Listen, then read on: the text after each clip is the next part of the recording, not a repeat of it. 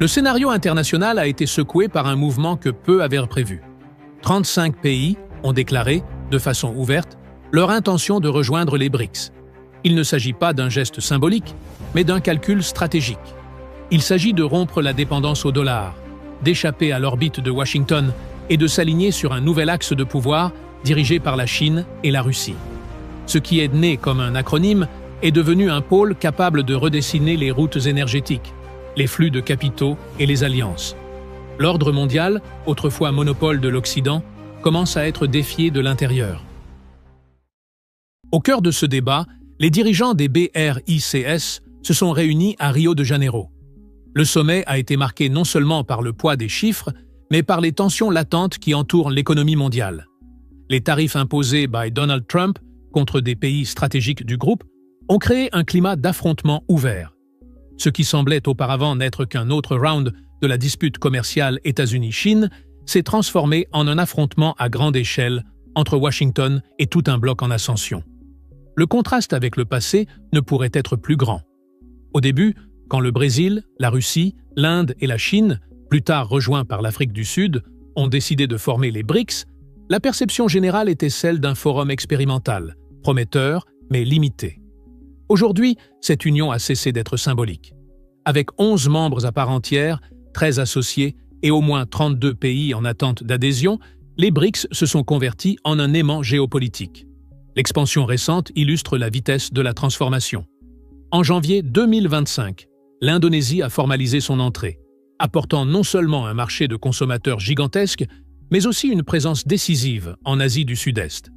Avant cela, au début de 2024, l'Égypte, l'Éthiopie, l'Iran et les Émirats arabes unis avaient déjà été incorporés, chacun ajoutant des avantages spécifiques, du contrôle des routes maritimes en mer Rouge à la capacité énergétique du Golfe Persique.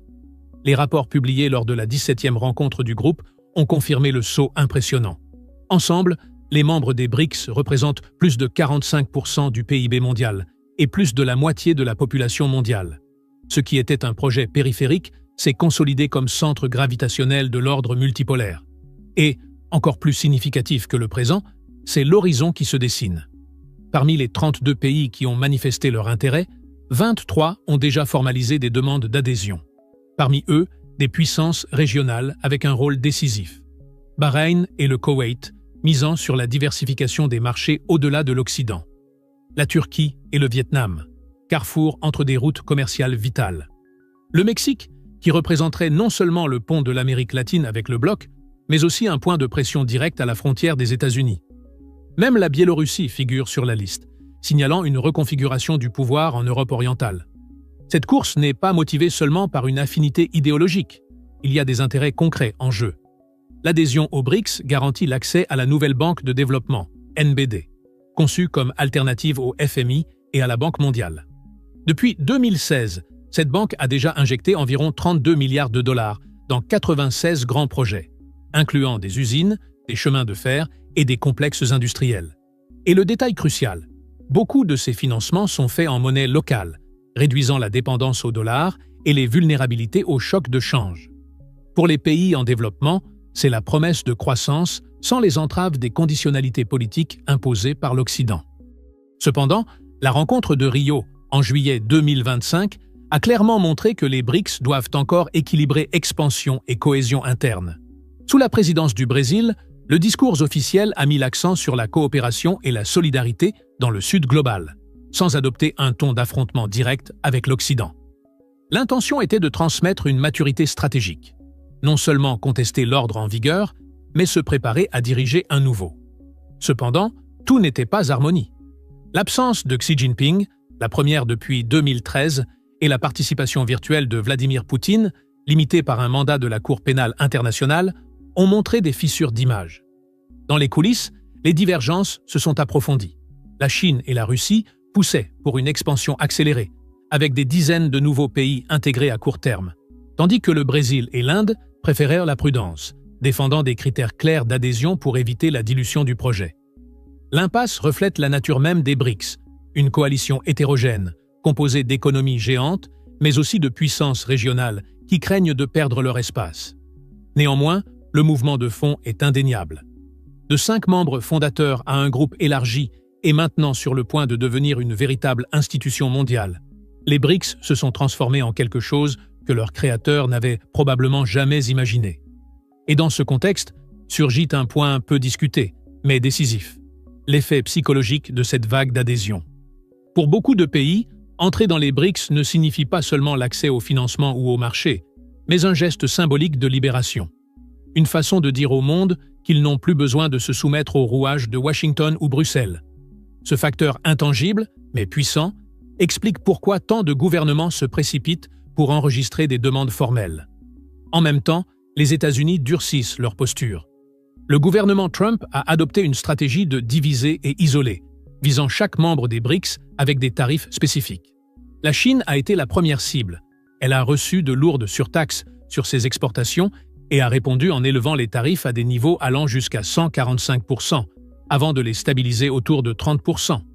Loin de reculer, Pékin a profité de l'offensive américaine pour resserrer encore plus les liens avec ses partenaires des BRICS, ouvrant encore plus son marché intérieur et créant des corridors commerciaux alternatifs à la sphère d'influence de Washington.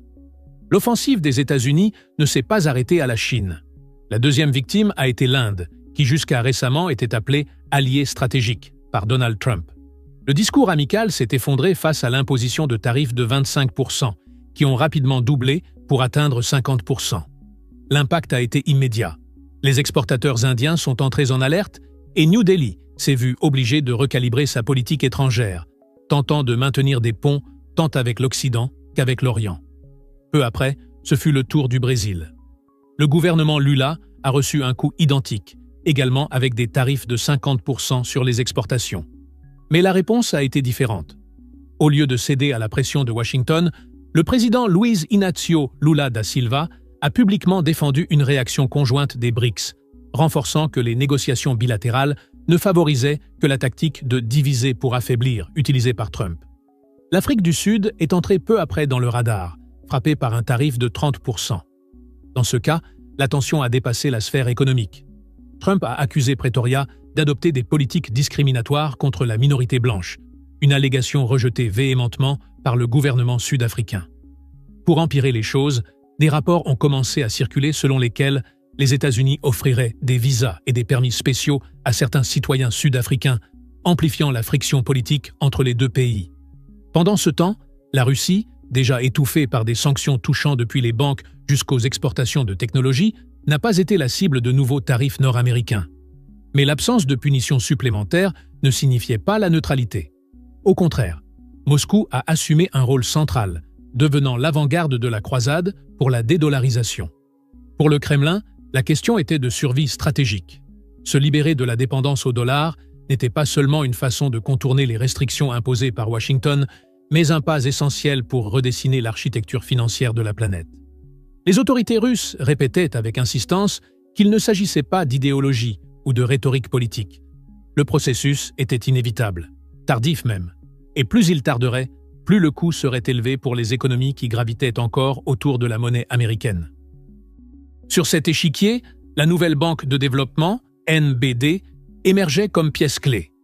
Créée en 2016, quand beaucoup doutaient encore de la viabilité des BRICS, la banque s'est transformée en une alternative concrète au FMI et à la Banque mondiale.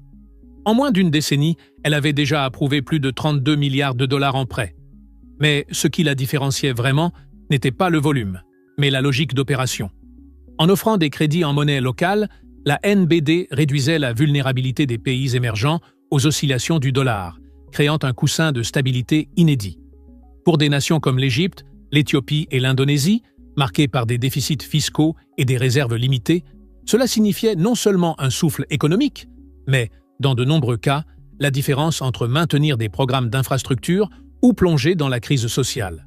L'Indonésie, d'ailleurs, est devenue le symbole de cette nouvelle phase. Son entrée formelle dans les BRICS en 2025 n'a pas représenté seulement un gain numérique. Avec plus de 270 millions d'habitants et une position stratégique au cœur de l'Asie du Sud-Est, le pays a apporté avec lui un pont entre le Pacifique et l'Indien, ainsi que de vastes ressources naturelles et un marché de consommateurs en franche expansion. Le bloc, qui comptait déjà le Brésil, la Russie, l'Inde, la Chine, l'Afrique du Sud, l'Égypte, l'Éthiopie, l'Iran et les Émirats arabes unis, est passé à 10 membres et a transmis le message clair qu'il cessait d'être simplement une coalition d'émergents pour se consolider comme un projet de restructuration globale. Ce saut n'est pas passé inaperçu à New York. Dans un discours emphatique, le secrétaire général de l'ONU, Antonio Guterres, a rappelé que l'ordre économique international né à Bretton Woods en 1944 avait été conçu par des pays riches pour des pays riches.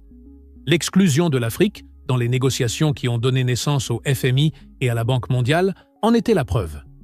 Maintenant, les BRICS offrèrent quelque chose d'inédit.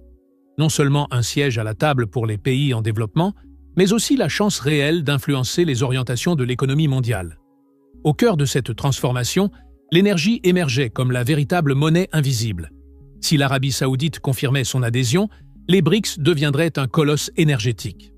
En combinant le pouvoir de production de Moscou, Téhéran, Abu Dhabi et Riyad, le bloc assumerait un poids décisif non seulement dans l'OPEP, mais dans la définition même des prix mondiaux du pétrole. Plus que cela, il ouvrirait la possibilité concrète qu'une partie significative des transactions soit réalisée en yuan, rouble ou rial, érodant l'un des piliers centraux de l'hégémonie américaine, le pétrodollar. Pour Washington, ce scénario était alarmant. Depuis les années 1970, quand les accords avec Riyad ont consolidé le dollar comme référence du commerce mondial de pétrole, la monnaie américaine a gagné un pouvoir disproportionné, soutenant des déficits et projetant l'influence militaire. Si les BRICS parvenaient à briser cet arrangement, l'impact ne se limiterait pas au secteur énergétique. Il atteindrait le cœur de l'économie des États-Unis.